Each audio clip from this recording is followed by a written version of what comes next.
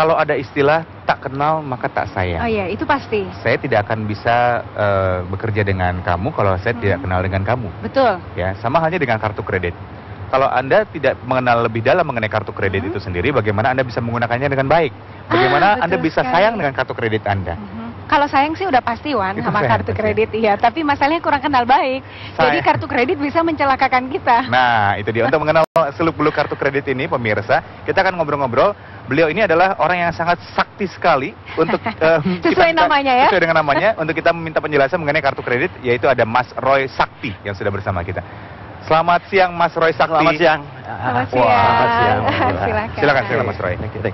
Baik, Ya, Mas Roy ini Sakti. berbincang mengenai kartu kredit. Sebetulnya kartu kredit ini sesuatu hal yang menyenangkan karena bisa membantu kita untuk membeli barang-barang manakala uang belum sampai ke rekening, ya kan? Tapi ada juga saat-saatnya kartu kredit ini justru mencelakakan kita. Nah, mungkin bisa dijelaskan Mas Roy, kenapa nih bisa begitu? Ya, jadi gini, kita ini kan hidup di zaman yang serba modern nih, ya. Nah, kita nggak ada uang pun bisa dengan kartu kredit ya. Jadi itu imbasnya apa sih? Jadi yang nggak kepengen jadi pengen. Yang nggak merasa penting jadi penting. Yang nggak perlu jadi perlu. Betul. Akhirnya kita terdorong untuk memakai, walaupun itu di luar kemampuan kita. Nah, itulah terjadi kenapa? Karena bank tidak pernah mengajarin kita bagaimana mengelola kartu kredit. Betul sekali. Betul. Yang ada kita cuma di kasih promonya kan, buy one get one, diskon 50%, cicilan 0% 6 bulan ya kan. Betul. Supaya kita feel yang good. Semakin pengen pakai kartu kredit. Apply langsung apply Gratis pertama iuran gratis tahun boneka. pertama. Oh, iya. Itu loh dapat boneka, ya dapat Akhirnya pemijat. handphone. Akhirnya orang yang nggak siap pun ikut. Iya. Seperti contoh nih, saya punya murid ya di Jakarta ini, seorang satpam ya. Satpam itu gaji 1,5 juta, dia bisa punya 8 kartu kredit dengan total 40 juta. Loh. 8 kartu kredit dengan total 40 juta, kok bisa? Itu saya juga bingung ya kan. Nah, saya tanya, loh lu kok bisa begini dah? Ya kan, ini yang pintar elunya apa yang goblok banyak gitu kan? Saya ngomong. Dia ngomong, Pak, saya juga nggak tahu Pak. Yang tahu kontrakan saya sebelahnya itu marketing kartu kredit Pak. Saya dibuatin begitu ya, saya nurut aja. Nah, akhirnya apa? Ketika ketemu saya udah babak belur. Karena dia nggak siap kan dengan gaji. Ada di koran juga OB DPR gaji punya kartu kredit 10. Itu kan karena dia nggak siap, udah terima. Wah, akhirnya kan wah banget tuh kan. Istilahnya kan kalau kita ke mall gesek itu kan keren, istilahnya keren kan, beken ya kan. Betul. Enak banget kan. Yang nggak enak itu kan efek sampingnya itu kan. Nah, bayar. Itu yang terjadi. Jadi karena kita belum ada beberapa orang yang belum merasa dewasa.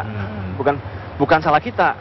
Karena berarti maaf Mas Roy, berarti di sini ada sedikit pergeseran treatment atau penggunaan kartu kredit yang pada awalnya sebetulnya seharusnya idealnya untuk kepentingan yang bersifat urgensi, tapi sekarang ini sudah bersifat yang gaya hidup lifestyle, gitu ya. Ya benar sekali.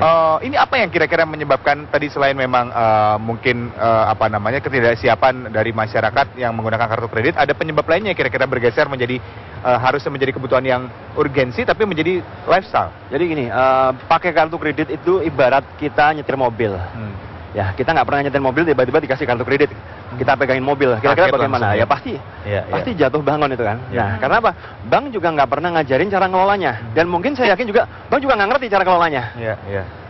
Saya juga dulu begitu ya, tahun 2005 sampai 2009 hancur babak belur, gara-gara kartu kredit. Tapi dari situlah kita ambil pelajaran, akhirnya saya pun ketemu teman-teman komunitas pengguna, akhirnya kita ngerti.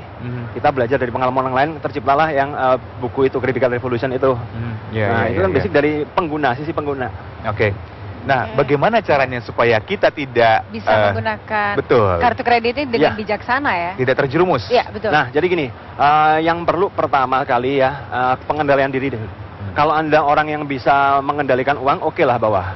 Tapi kalau udah merasa nggak bisa, ya dompet itu maksimal kasih satu aja deh. Satu kartu kredit aja. Tapi kalau ada orang yang yakin saya bisa, padahal nggak bisa sebetulnya. Karena begini ya, mungkin ya, misal kita jalan-jalan ke mall nih. Kalau kita nggak punya kartu kredit A mungkin ya, kan kita nggak makan, ada promo di A, buy one get one kan.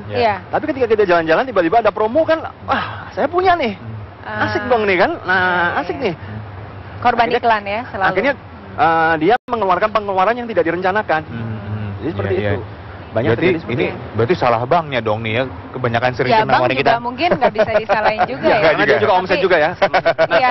Lalu apa yang harus dilakukan oleh seseorang ketika dia sudah terjerat masalah kartu kredit? Ya, kalau itu yang satu yang harus dibenerin